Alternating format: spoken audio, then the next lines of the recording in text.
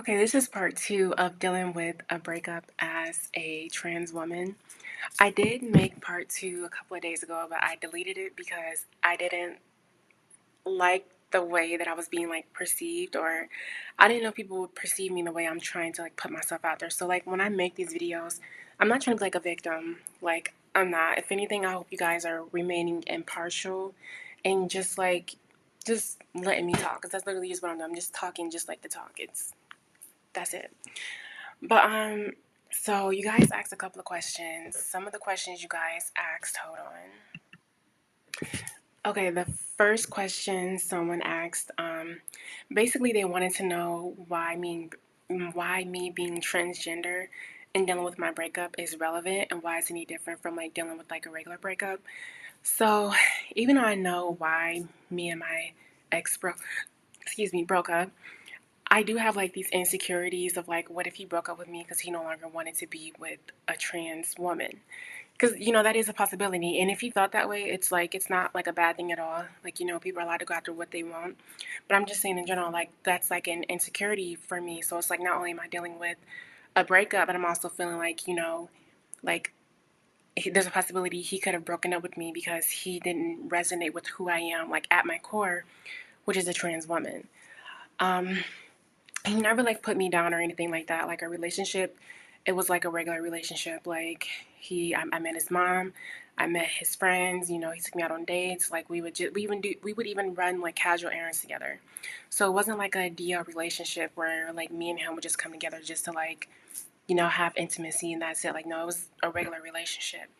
But there were like a lot of insecurities that I had in the relationship about whether or not he was like really attracted to trans women, because I was the first trans woman that he dated. And I would try to have conversations with him, like, how he was feeling like about our intimacy.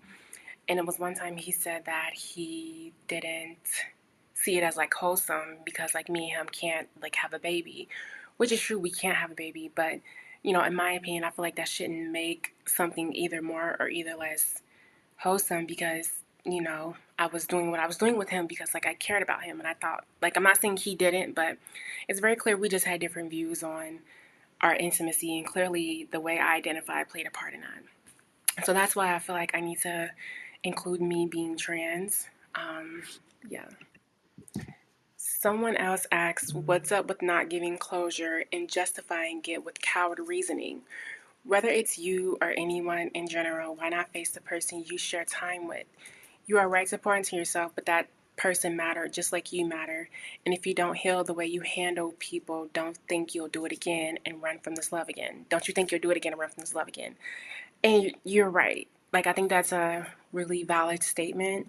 But I don't think closure always comes in like verbal communication. I think closure also comes in, physical communication. I feel like people's actions speak louder than words. A week after we broke up, he was already moving on. Um, and that's the closure right there. Like, it's very clear he didn't want to be in the relationship anymore. And there were signs like he started working out more and he started wanting more distance. So like this really didn't like catch me off guard. Am I sad about it? Like, yeah, like I was with him for 2 years, but at the end of the day, um, my life didn't stop. His life is obviously not stopping. I've been dating other people too. It is what it is. As far as like, learning lessons from the relationship, I have been learning my lessons both by reflecting.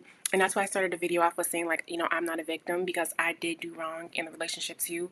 And also he did. And so it's like, well, what more like do you have to talk about? Like, there's really no, there's really nothing I want closure on. I just move on. And, there's a strong possibility I might make the same mistake in my next relationship. That's very accurate. But there's also a chance I might not. And I can't really argue like a hypothetical. I can just only go off what has already happened.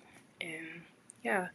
Um, Maybe I am a little bit scared to find out that I was never in game. I guess maybe I am in some instances being a coward, but again, I feel like, his actions kind of give me that closure and it kind of answers those questions that I am unsure about. But hopefully this was, or hopefully this cleared up, any questions or any anything in general. But yes, thank you. Bye bye.